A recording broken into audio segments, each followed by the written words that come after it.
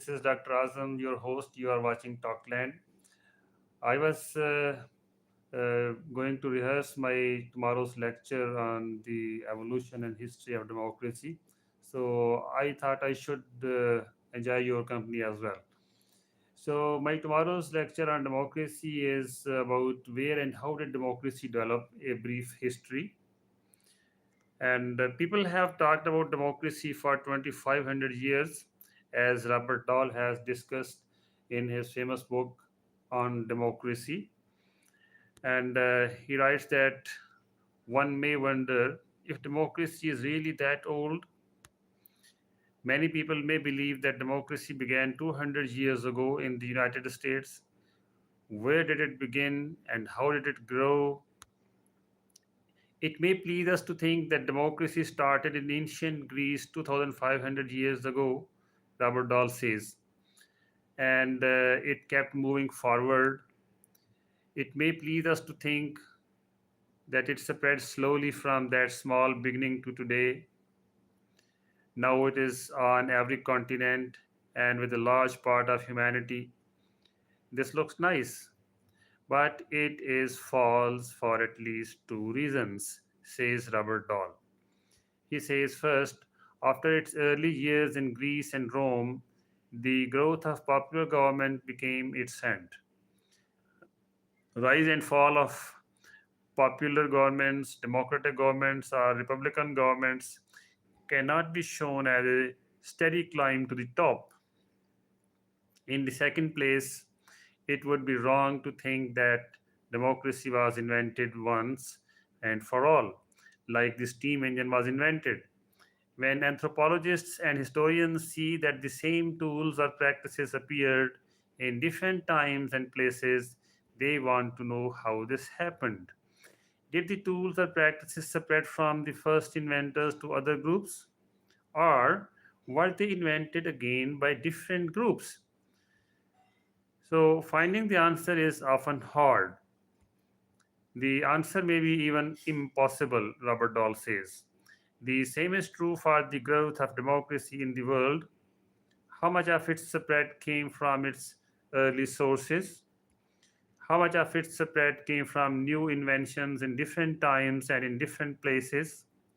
Some of, or maybe much of, the growth of democracy can be explained mainly by the spread of democratic ideas and practices.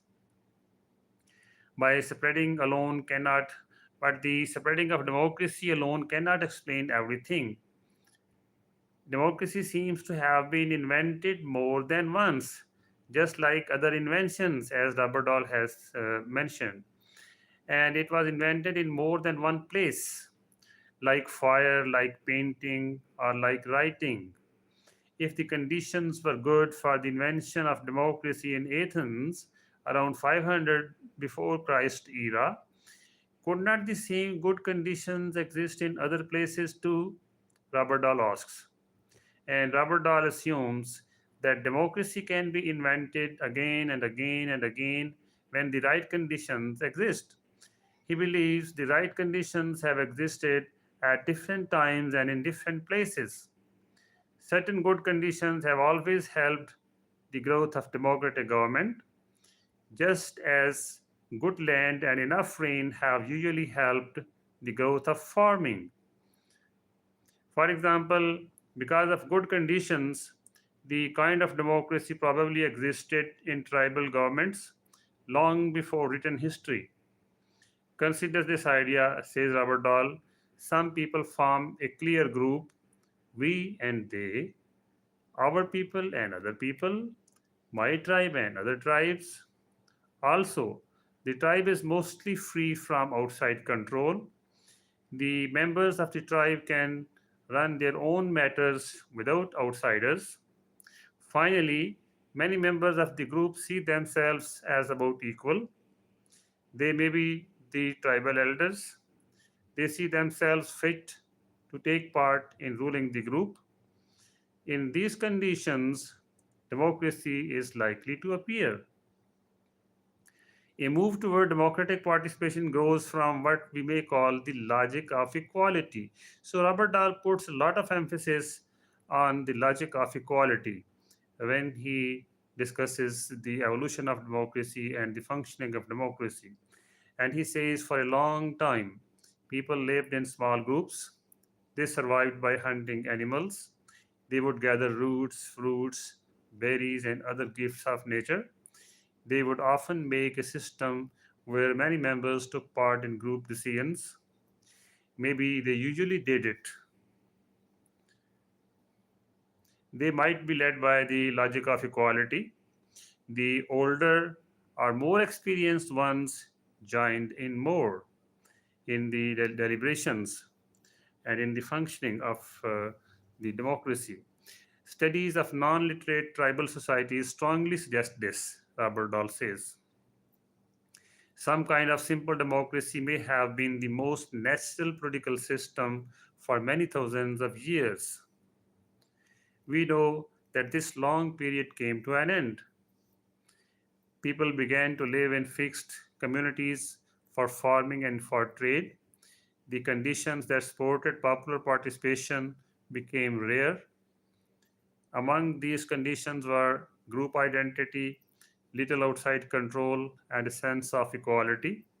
Hierarchy and rule by a few became more natural. As a result, popular governments disappeared among settled people for thousands of years.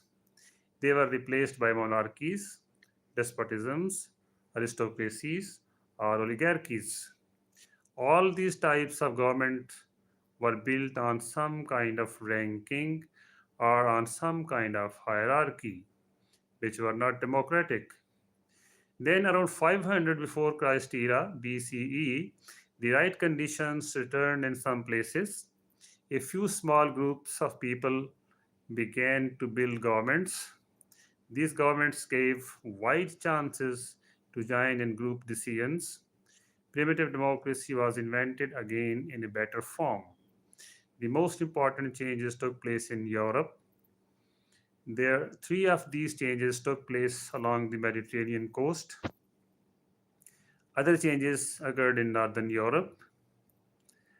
So, in the next class, I will discuss the history of democracy, the evolution of democracy in the Mediterranean, and then we will discuss the evolution of democracy in the Northern Europe.